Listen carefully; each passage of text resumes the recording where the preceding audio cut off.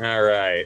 How you doing, everybody? I have a different background here because I'm in Las Vegas, thanks to not just gambling and partying, but I came to teach thanks to Richard, who's there under the name Cheryl Honig. Richard and Cheryl, who both were very gracious hosts to me yesterday, and it was great to come out here. I came out here, sort of the first real book tour stop that I had. If you come to my Parsha class, you probably have heard me shamelessly self-promote my new book on the Parsha Nut, which Vera will put in the chat for y'all. So that I'm in the season of promoting that, and I'm so grateful to have had an opportunity to travel out and learn with people that I hadn't met before, and I hadn't met Richard before, and it was we've met so many times in this space, but it was a really a sacred thing to meet in person. We said a blessing. Yeah, that's why I'm here. And since this is not a Parsha class but Mishnah class, I also want to note that while I was out here, I also had the chance to meet Maggie. Is Maggie here also? I don't know if Maggie's here. Maggie is, oh, there's Maggie. Yeah, there's Maggie right there. Maggie is like the biggest Mishnah fan, and I started during the pandemic. I started these two classes, one on Monday and one on Thursday at noon, and they're Mishnah Mondays, Torah Thursdays, and then eventually, because of programming reasons, I stopped doing the Mishnah class. And it was Maggie more than anyone else. It was like, where's the Mishnah class? I wanted to learn Mishnah. I was enjoying learning Mishnah. And I was like, well, the Parsha class is still going. She's like, oh, that's great. But I wanted to learn Mishnah also. So the class is back. And to see Maggie was like, it's such a joy. We're in the same city right now. So nice to be learning Mishnah with Maggie. Okay, so let's get started. Well, why don't we just say a blessing, and then we'll get into our topic for the day. Okay.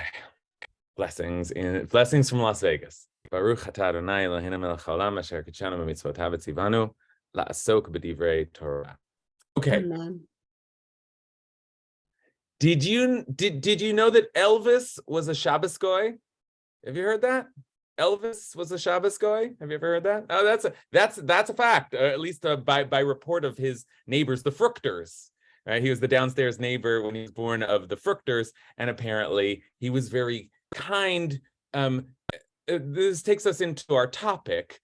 Kind to perform services for them when they needed it on Shabbat, and to then serve as. And this is sort of a famous phrase, the Shabbos goy.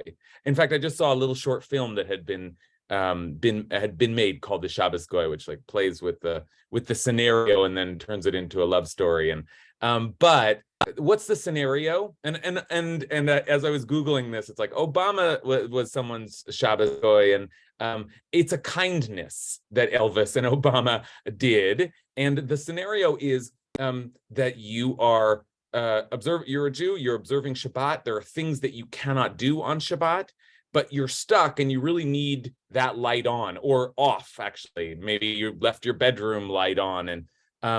And I remember this from my childhood. I remember my father, calling, people in, oh, that's where it is. And some kind-hearted non-Jew would, because the theory goes, they don't have to observe Shabbat, so they can do it for you.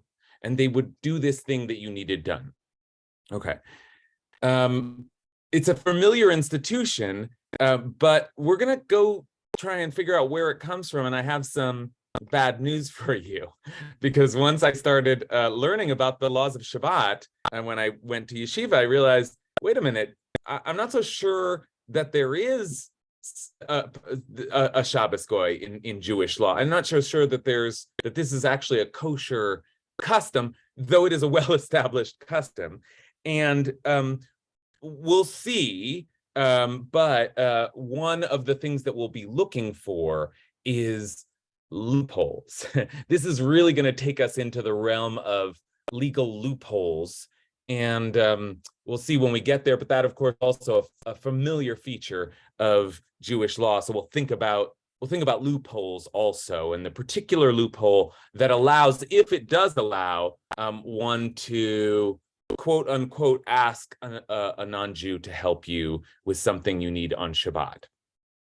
I want to just say, I've just used the word goy a bunch of times, and sometimes that word has a kind of a derisive or kind of a negative connotation, or it's heard that way, or it's even used that way. It is not the case that the word goy is inherently a slur. It just means nation, like the other nations, and it is sometimes used positively. I goes without saying that I'm certainly have no intention to diminish or to lessen the stature of the non-Jew in this conversation. I have lots of non-Jews in my own family and life, and love them and see them as my family, and they're all part of our greater human family. There's just no room for that. But it is such a famous phrase, the Shabbos Goy, that like that's the title of this class, and the title is actually the myth of the Shabbos Goy, and that, as I've already suggested, is part of what we're going to consider, is whether or not this institution really holds water. So let's take a look here at where does this come from? Where does this idea come from? And we're going to see a few. We've been covering the tractate of the Mishnah, the first great rabbinic code. We've been covering the tractate that deals with Shabbat. That's the first tractate in the whole section of the Mishnah that deals with the calendar and the holidays of the calendar, and the most important holiday and the most frequent holiday, the one that all the other holidays model themselves after, often legally, is Shabbat. So, here's a source sheet, and this will be our last class on Shabbat. We did a couple before we broke this class. We took a 1-year break. We did a couple before, and we kind of picked up where we left off. So we did 3 classes on Masechet Shabbat. This is the 3rd. And then next week, we will turn to learn Eruvin is next, and talk about legal loopholes. Eruvin is the law of the designations, the string that creates a space that you can carry in on Shabbat. So this is actually good preparation for our upcoming topic. All right, let's see, where does this come from? What is the maybe I just ask a more basic question that takes us into the material, which is, what is the place of our non-Jewish friends and neighbors in our Shabbat life? And how do we interact with them? And as you'll see, there's a lot of interaction here. In fact, I just said, I don't want to suggest any derision or prejudice in using the term Shabbos Goy. In fact, I think when we begin to dig, we're going to see that some of these sources clearly affirm the dignity and full personhood of the non-Jewish neighbors that the rabbis lived amongst, and that's part of the point of this investigation. So let's take a look here. I'm going to need screen sharing, Vera. Let me know when I've got it.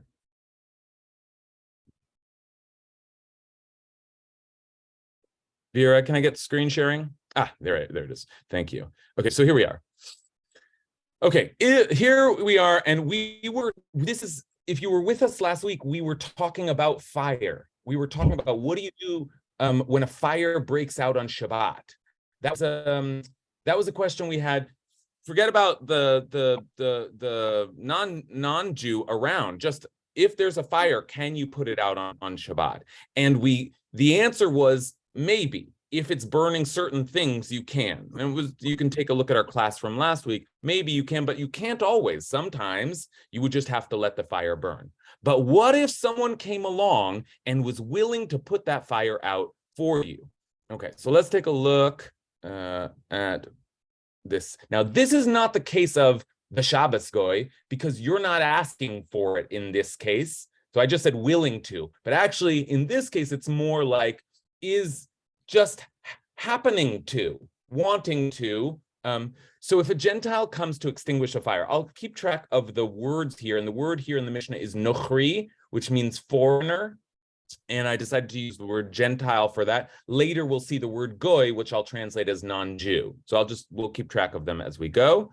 But nochri literally means foreigner, and goy literally means nation. In fact, the Jews are called a goy also. So again, just to try and destigmatize the word and take away its charge.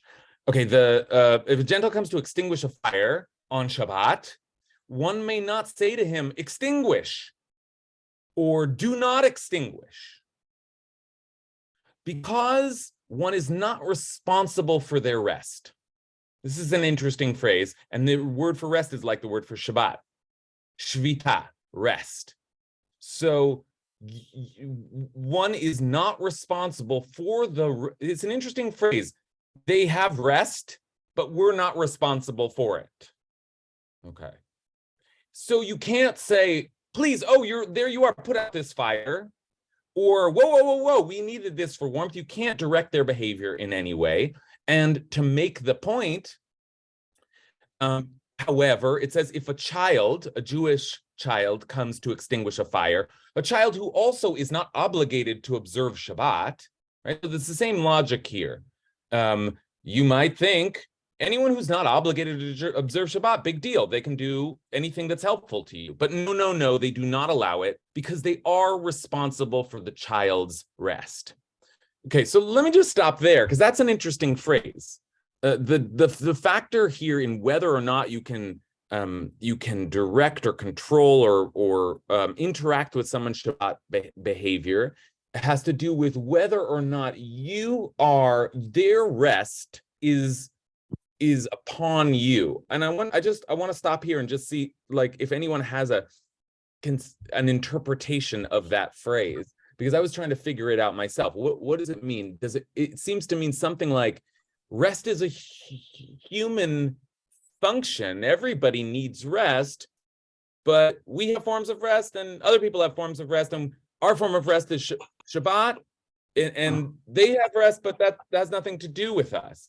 So does that make sense to you? Does that make sense to you that you are not in charge of someone else's rest? Is that a concept that has logic to you, Yael? I would translate it differently. I would translate it as you are responsible for the child's observance of Shabbat. So the keeping of Shabbat, because in my mind, Shabbat observance has more to do with rest, with the earth resting, than it does of our resting. So it's the interaction of the person, and the adult non-Jew is responsible for their own observance of their interaction with the earth.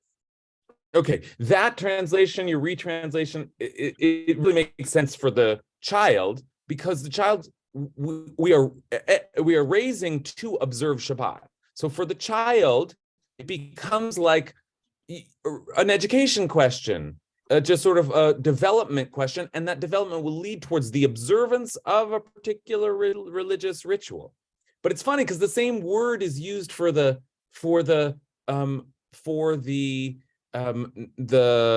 Gentile, and it's not. That whole notion of observance is really not relevant to them. When we talk about their rest, we're not suggesting that they don't have to keep Shabbat, but that or not just suggesting that, but that they have a concept of rest. And it's just, we're not controlling that concept. We're not implicated in that concept. We're not directing their rest. It's a different thing. So yes to Yael's retranslation, and also that's the whole point, is rest seems to mean something different depending on what your community standards of rest are. Katie? Yeah, I was going to talk about the idea of like, what does it mean to like be a Gentile or a non-Jew in a more Jewish dominated space where maybe Shabbat is more of an overall practice? And like, is this about kind of giving the non-Jew space for their own practice and beliefs inside of a community where I think a lot of us are used to being more of the minority? What is it like for a Gentile to be in a Jewish majority space and to make space and honor that their practice and their beliefs around rest are going to be different potentially than your own? Good. I think, yeah, on some level, I said that there's a kind of an acknowledgement of personhood here. And on some basic level, it's just like, here's another a human being going about their business, and you don't control them. And they have their own way of life. And Katie imagines the scenario will soon come to this of the Gentile who is really surrounded by Jews. And will that Gentile suddenly feel an obligation to be of service to us? Will they feel like they just want to adopt our customs? It says, Katie, if that is the case, this Mishnah may be cautioning us against that. We don't just sort of, adopt them into our ways and practices. They are clearly independent agents with their own will and desire. Okay. All right. Let me ask another big question before we start getting into the weeds. What is the reason that you can't tell a non-Jew to do things for you on Shabbat? Like, why not just have the non-Jew plow your fields and take care of clean your house, do all the things that you need done? You're off. And why can't you just, what would be the reason all of those labors that you can't do? No problem. They'll just have a bunch of non-Israelites come along and they'll do the labor for you. Just as a values proposition. What we're hearing now is you can't be directing the actions, telling them what to do on Shabbat, ordering them around. Why not? Katie offers us one possible consideration. What others are percolating here? Ariella? Well, that to me just sounds like slavery. You're ordering somebody, they're now in your dominion, to do things that you, for whatever reason, cannot do. And that's oppression, slavery. And since we were once slaves, we shouldn't have that behavior with other people.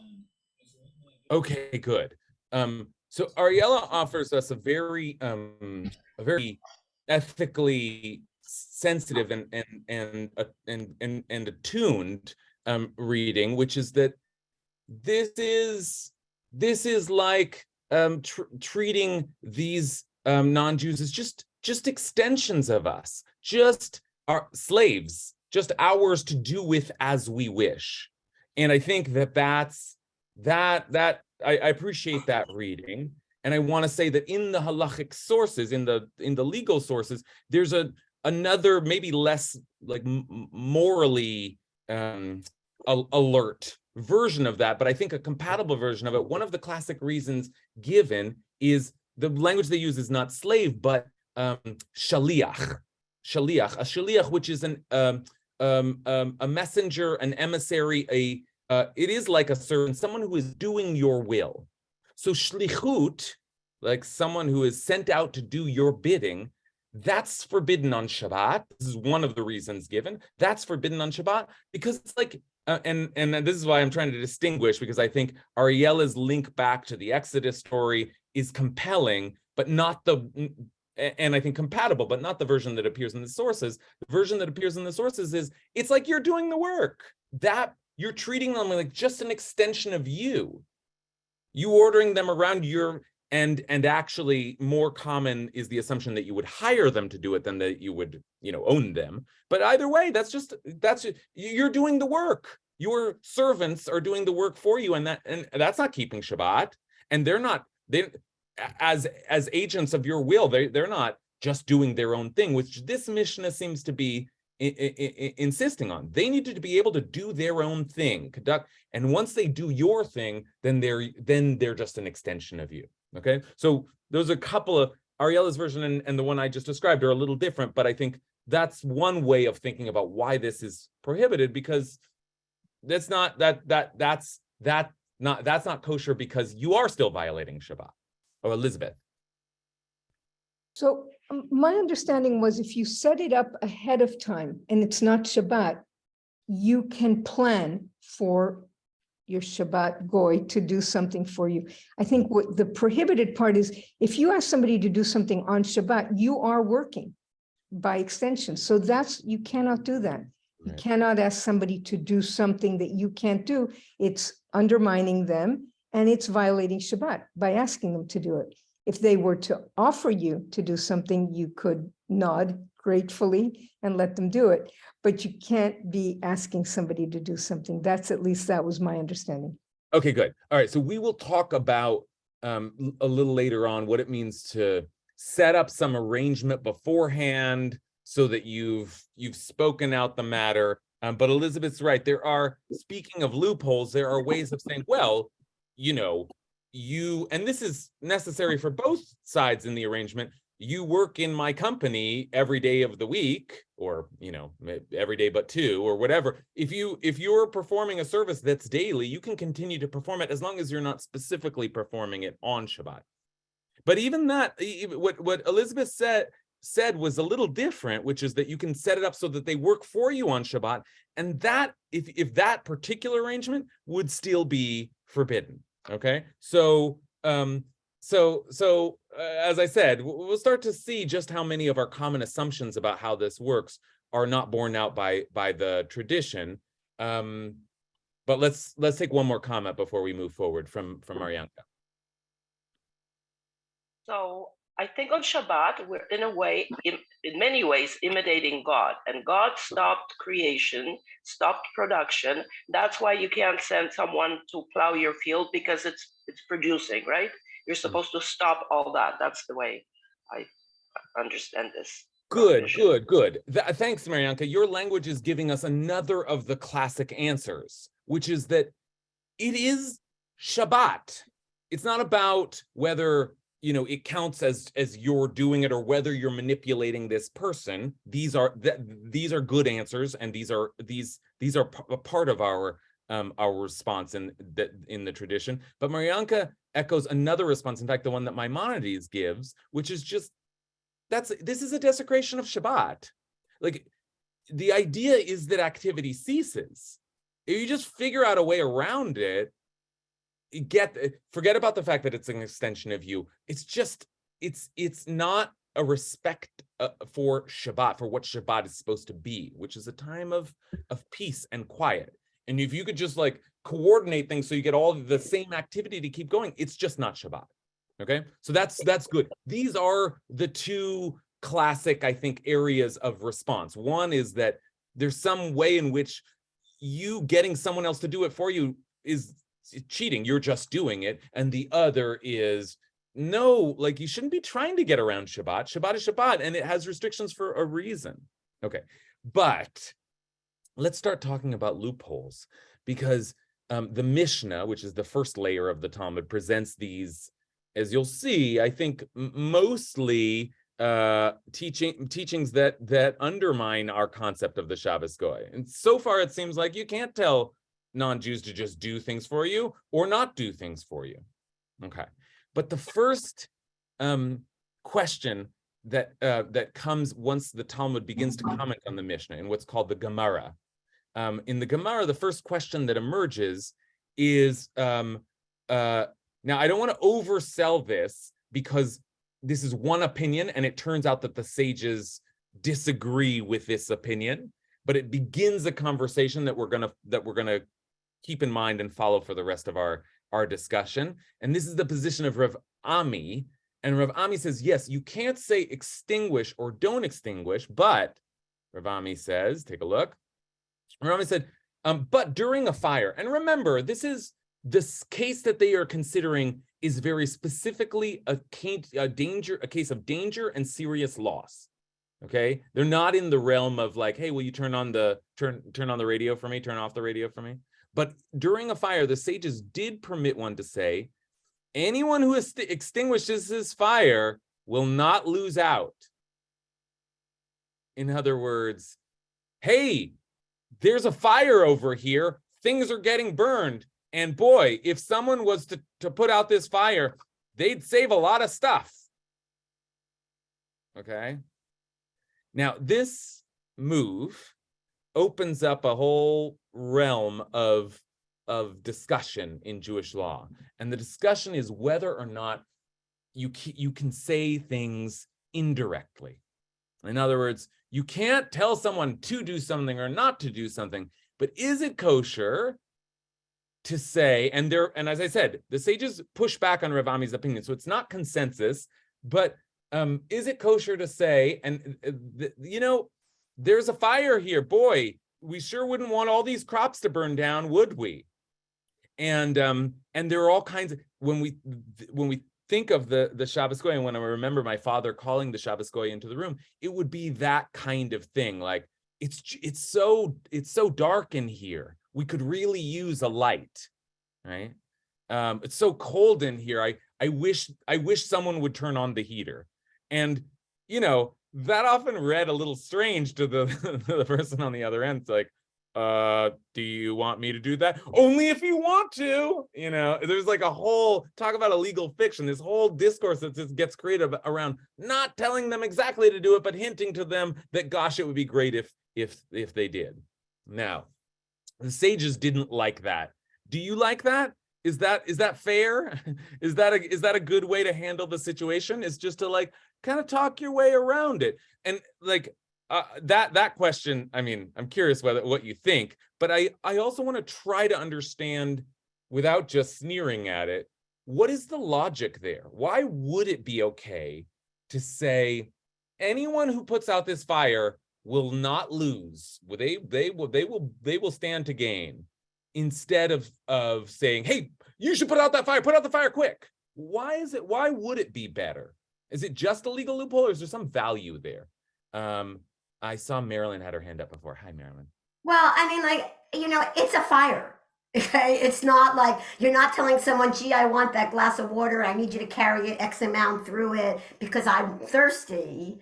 Right. But it's a fire. So that when there's something, it goes back to the Puach Nefesh. Like, it's a way, yes, it's a loophole, but it's a loophole that's saving a life, that's making a difference. So the person who's saying it doesn't feel like they have to compromise their stuff, but they still want to do this. And so the best way they can figure that out is to say that and hope somebody puts out the fire. So it also, then it brings out we'd have to qualify, well, what are the actions that would allow that to happen, because it's a different story. Good. Okay. So as Marilyn frames it, it's a bit of a balancing act. On the one hand, this is a great danger. We've talked about this before. There are certain scenarios in which we do have to start to push back against our Shabbat observance, because just to save life and limb. On the other hand, is there a way in which we could still hold on to our Shabbat observance? And after all, this person is not obligated in Shabbat, and it's a way of balancing values that are in tension. And that's a fair answer. Are there any others? Why might Derek? Oh, Derek, I'm not hearing you. Hold on, let me ask you to unmute. I'm sorry. I think it's the same reason why, I teach my students, I show them two different signs, and one says keep off the grass, and the other one says please be mindful of the lawn. And so one is in recognizing the other person's volition, and the other one is a command that doesn't care about the person's humanity or whatever. So I think when you put it in this kind of when it's an inducement, it's a recognition of the independent will of the other, which is central to our religious principles, as you've taught us many times. And so I think it's a question. So the other person has the will to choose or not to choose. And so the command is also based in your own need, and it allows them to assess their need, both to do something positive for themselves, the community, and for others. So it's a whole mix there. Good. That's so excellently put. Thank you for that, Derek. And that's exactly right. That is one of the justifications given in the Talmud, is that if you phrase it in this way, then they do it lidate, of his own volition. And that's important, because remember what we said before, if he's or she is just an emissary of yours, just an agent of your will, you're just directing her around, that's you are not keeping Shabbat. Don't think you're keeping Shabbat. But if you can preserve, and the language that Derek gave to it really give us some philosophical underpinnings and even ethical underpinnings for the personhood, the dignity, the will of another. But even in a technical sense, part of what this phrasing is allowing for is, look, I will state the case, which is there is great danger around, but you are an independent agent. And you can now do with that as you wish. I am not directing you around, and that is important ethically, but also legally in this circumstance. Great. Let's see. I want to just make sure that we see all of this material. So I'm going to push on just a little bit. But now we have some basic propositions in place. One is that you cannot direct a non-Jew around on Shabbat, not explicitly anyway, because you're not in control of them and they can't act to service your needs. But there is the beginning of a suggestion that, well, okay, but they, after all, do not have to keep Shabbat. So I don't know, what could we say to them? How might we interact with them, both in terms of like a figuring a way around the law, but also in trying to identify what's really at stake here. What constitutes not just a violation of Shabbat, but a destruction of the whole atmosphere and religious and ethical framework that atmosphere rests upon. Okay, we've so far been considering what you can tell a Gentile or not on Shabbat. Here's another scenario which considers, what if they're doing it anyway? What if they're already in the business of something? And here, they're not just walking by in this case, but they're already engaged in a behavior, and that behavior is a violation of Shabbat. Can you enjoy the fruits of that labor? So take a look here. This is in 2 Mishnahs later, Mishnah Shabbat 16:8. If a Gentile kindled a lamp, a Jew may also use its light. Okay? Gentile turns on the light. You can read by that light, even though the act that it took to bring you that light was not an act that you could do. Or if a Gentile drew water to give their animal to drink, a Jew may give their animal water to drink afterwards, once the water's already drawn up. Okay, it's not a permission to do the same thing, but the water's already been drawn up. But if it was done for a Jew, it is prohibited. Or if a Gentile made a ramp to disembark from a ship, a Jew may disembark after him, but if it was done for a Jew, it is prohibited. And I have to say, this one feels familiar to me from like years of being like stuck in a hotel and hopping onto the elevator after someone presses it, waiting, like kind of creepy by the elevator button, not pushing anything, but like then the doors open and I run in afterwards, right? Okay, so what's the basic principle here? If they're doing it already, you can benefit from what they're already doing. But if they're, not if they did it for you. Not if they did it for you. Okay. So what's the I guess we've already covered why they can't do it for you, but why should you be able to use what they're already doing? Why is it okay? I mean, after all, doesn't it come to the same thing? They're performing these labors, you're benefiting from. How is this different from the first case? Why are you allowed to? Here's the classic example. There's a bonfire and it's cold, and you come upon a bunch of your non-Jewish friends sitting by a bonfire. You can sit down and warm yourself by the fire. But wait, that fire has been kindled on Shabbat. Why can you do that? So what do folks think here? Who's got something to say?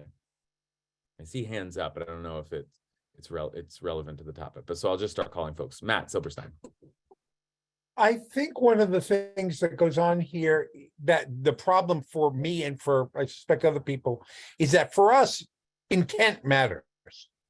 Intent, and I don't think the Torah is tremendously concerned with intent, and the Talmud somewhat. They're concerned with actions. They're concerned with what you actually do. They did this thing for you. They're doing my intent. If I can lie to myself and say, oh, I wish there was a fire where, and I lie to myself about my intent, that's okay. Yeah. But, Yeah. I think that's one of the things going on. I think I've lost. That's very, that's very important. What Matt is naming, because, and the way that Matt puts it is interesting. It might appear from the laws of the Torah that, like, who cares? This is our obligation. They don't have an obligation. Like, they're already doing it. But Matt says the whole concept of, well, what do you mean by that action is a concept that begins to develop in rabbinic literature. One of the great questions in the Talmud is, mitzvot tzrichot kavana. Do the commandments require you to have the right intent? And so this becomes an important principle in our practice.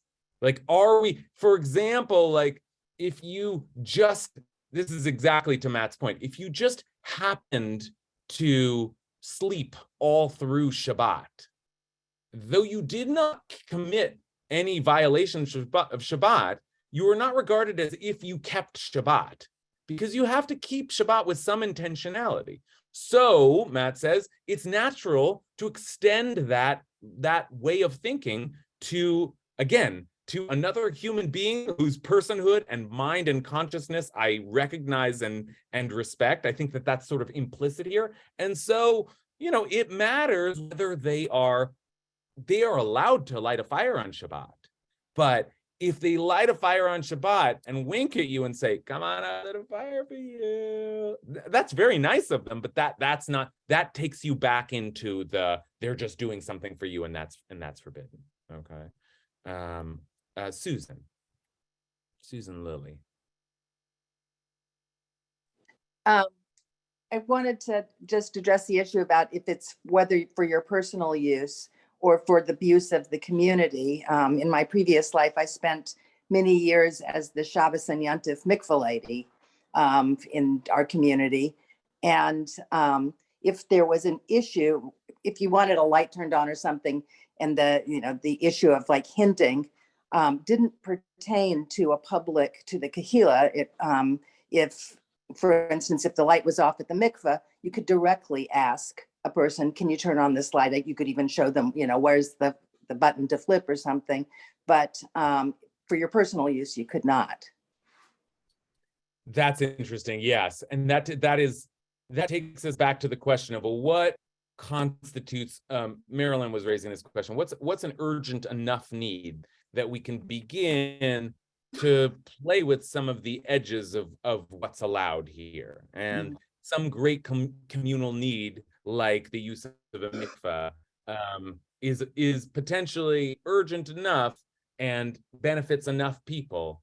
But I must say that picks up on the question of speaking in indirect ways. And then Susan, you said in this case you wouldn't even need to speak in an indirect way. Right. But I must say that these sources don't seem to give us that kind of leeway. Just as we read them, it seems like, no, you cannot. I mean, just the plain text in front of us seems to suggest that we cannot benefit from labor that was performed for us on our behalf. Take a look at some of the other instances of this that the Talmud picks up on, right? So the general principle is you can use the light or the water or the ramp if it was made, just of their own volition, but not if it was done for your purpose. And the Talmud says, what are we talking about here? We're talking about a case where the Gentile does not know him. If she knows him, then it's forbidden. Forbidden. Now, why? Maybe she was just lighting it for herself, but it's forbidden because there's some sense that, look, if this is your neighbor, you're friendly with, they know your practice, they know what you're up to, they know what your needs are. It's hard to justify their putting on these services for you. And even if they say, no, I like it for myself too, don't worry. Somewhere in there, all of this legal loophole language is at least according to the Talmud is insufficient, because come on, the principle is surely you can benefit from something that's already going on, but you can't get them to do it for you. And here's the fullest illustration of that principle. And I was talking about the bonfire before. Imagine there's a bonfire and you come in here, another case, a fire was lit at a banquet to keep people warm. If it is majority non-Jews, it is permissible to use. If it is a majority of Jews, it is forbidden. Half, forbidden.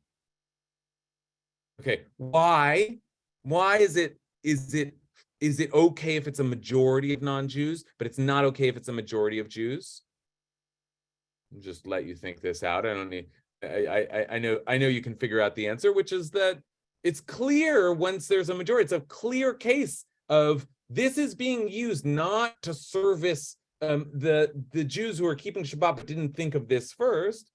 It's clear. And if it's half, you tilt the balance, right? You tilt the balance, and that's not okay either. So this is the way I was taught the laws. Like in the bonfire, if you walk up to a group of 5 non-Jews and they're sitting at a bonfire, you can sit down with them. But if you're a group of 6 Jews, you can't all sit down with them, because then the fire becomes, and this is interesting because this is different from Matt's intent point. Then it's just like the fire suddenly becomes for your use, right? So this is the same concern, but a little bit of a different case where the act can become in service of you, even if it wasn't originally intended to be in service of you. Okay. Let me take comments from Payam and Jen. I think we have to ask, what's the whole point of Shabbat? And I think part of that point is to show us that all these things we need that we think are fundamentally necessary in life aren't. And I think a lot of this Shabbos Goy thing, violates that. But there is also the other side of trying to figure out what is necessary.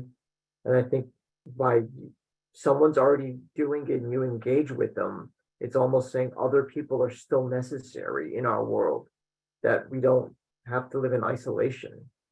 But these things, these minutiaes, aren't necessary. And I think a lot of the Shabbos Goy goes against this concept of trying to figure out what is actually necessary in our lives.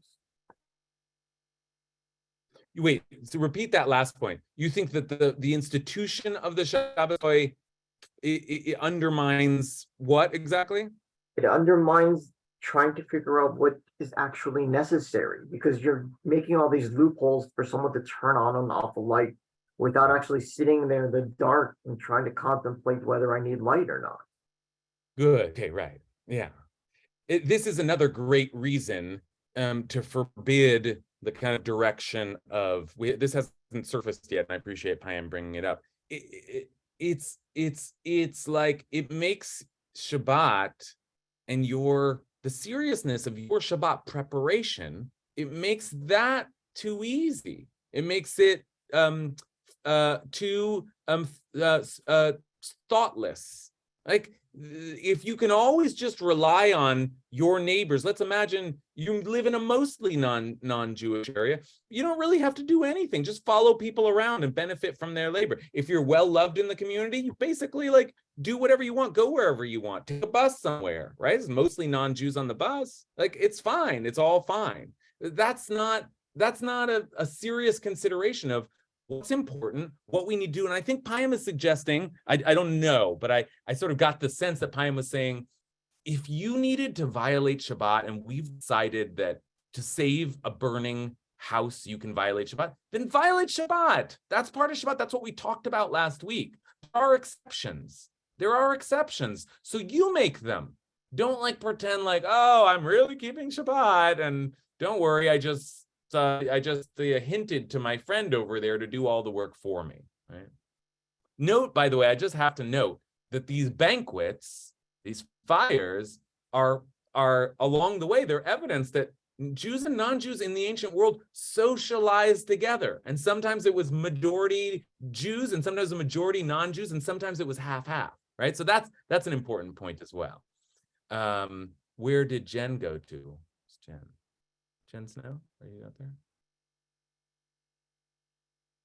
Okay. All right. Well, in that case, let me, with just 10 minutes left, let me just take us to the last Mishnah, and then I think I'll have time to call on all the folks who have hands raised.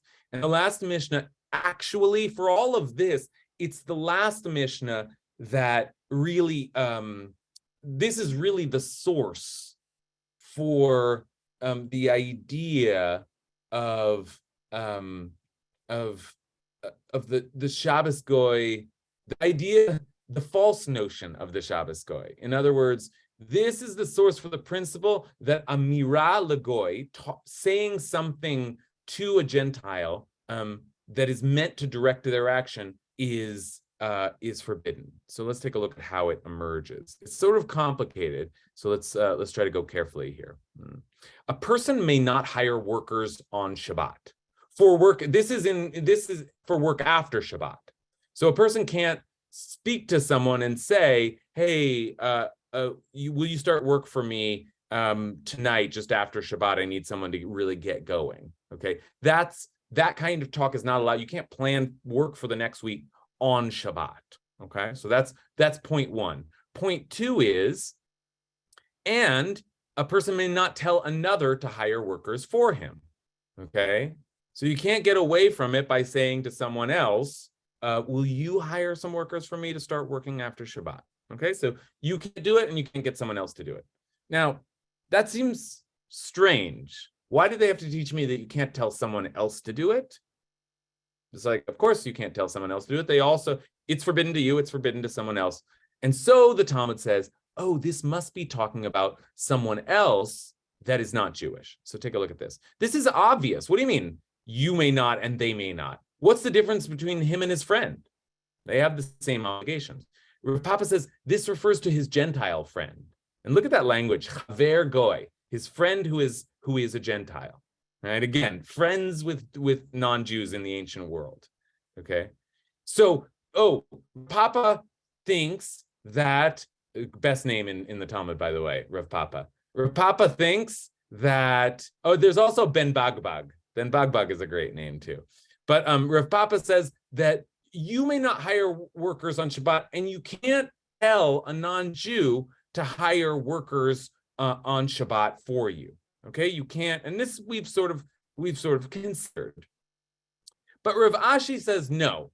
This is not this reinterpretation that it's a Gentile friend. That doesn't work, because the Mishnah would not have even considered that, because telling a Gentile to do something is a violation of Shabbat rest. There's a little bit of a different formula. Amira lagoy shvut.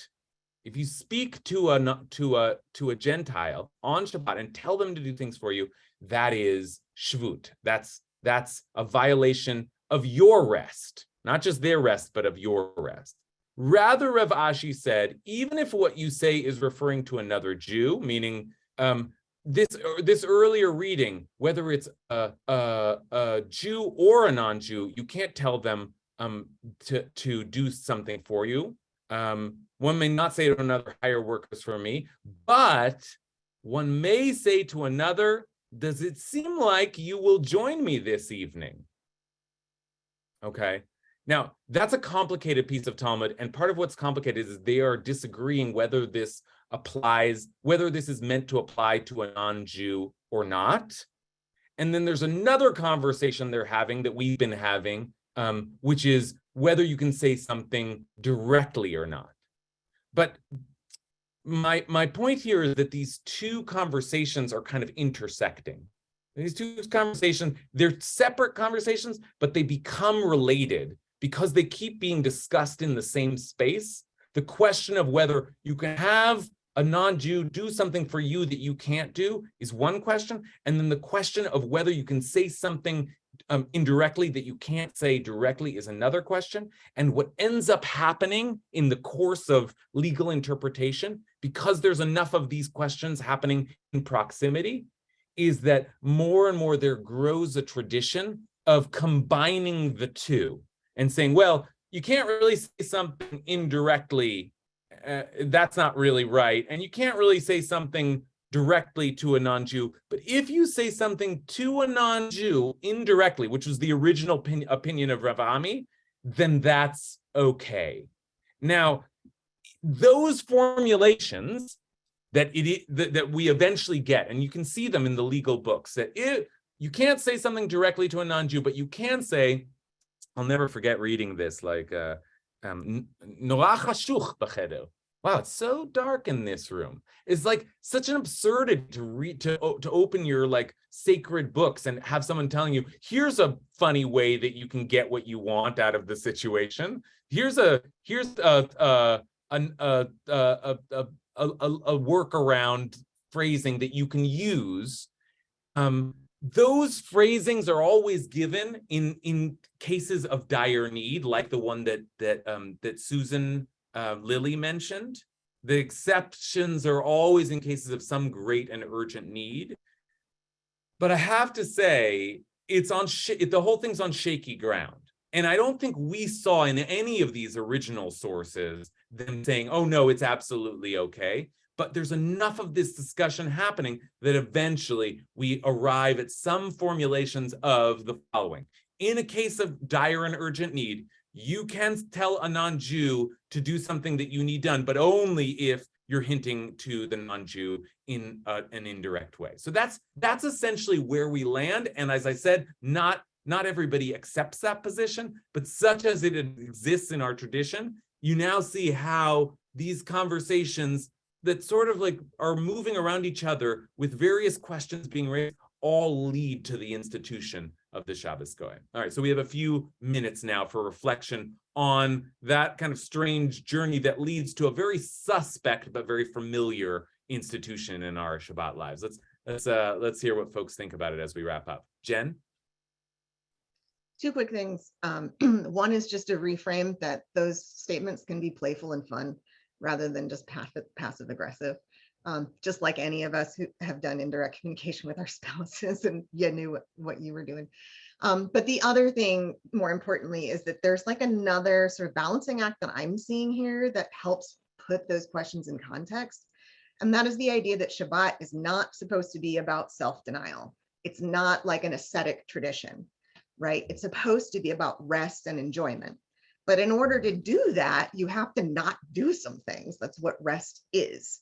So you end up with this like complex conversation about what not to do, even though the goal is not to, sit in the dark just for the sake of sitting in the dark. So I see this being like part of that.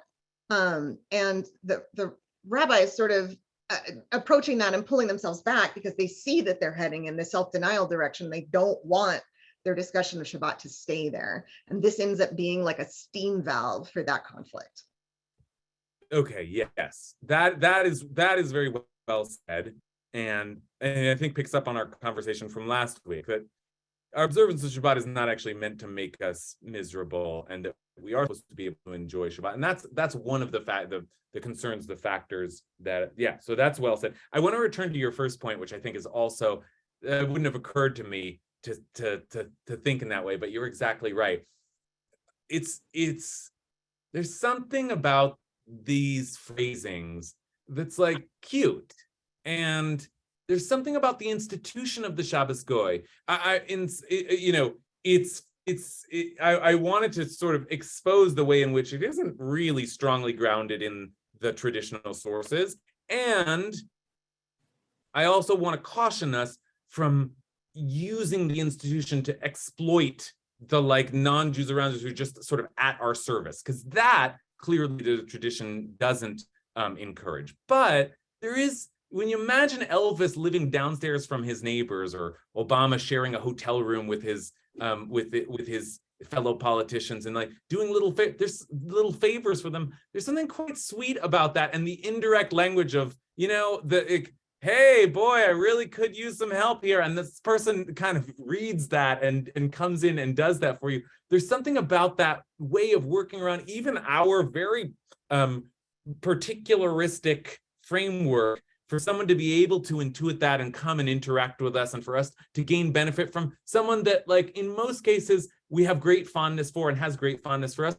Let's not leave this conversation without recognizing that it actually, the institution of the Shabbos Goy actually in many cases was a hallmark of good relations. And that's true as well, right? So we should be careful around it. But I think the reminder that there is something sweet about it is valuable as well. Susan Silverstein. This Susan Yes. Silverstein? Yes. I don't think I understand what you mean by dire need. If it's truly dire need, can't you just do it yourself? That's right. That's a good question. That's a good question, and I think Marilyn earlier was sort of trying to figure her way through this question, because on the one hand, Susan's exactly right. We talked about this last week. What do you, if it's really so dire, this, like, you should be able to do it, and that's what Payam was asking us to consider as well. Let's take stock of what we can and cannot do. And on the other hand, I think Marilyn was saying was like, look, there is some value to preserving your observance if there's a way of doing it that, after all, I mean, these conversations emerge from the fact that, after all, we don't think that non-Jews are obligated in our religion, which is, that's kind of that can be a refreshing religious approach. We're not trying to get them to, but since they're not, gosh, it would be so nice. So I think you're right, Susan, in the absolute sense. And then also, I guess it depends if it serves you a little bit to kind of fudge the absolutes, so that you can retain a sense of, well, I didn't actually light a fire on Shabbat because that's just so jarring to me. Okay, we are at time, and I have to run and catch a flight. So I'm happy to have this conversation with you all. It is really in the service of, I don't think we came to any definite conclusions, but it is in the service of taking something that has become almost like a cultural hallmark, and a hallmark that speaks about the intersecting of cultures, and tries to figure out whether or not this is like really rooted in the tradition, or whether it has sort of found its way into the tradition because there are little cues and clues along the way that it's picked up on. And so we can go back and reconsider it, but now we have some of the information in our hands. So I will see you all next week, and wishing you a Shavua Tov. Thank you. Thank you. Bye, Have all. a good trip home. Bye. Thanks, Thank everyone. you. Have a safe flight. Thank you. Goodbye. Have a great trip. Bye. Great trip. Wonderful. Bye-bye. Thank you all.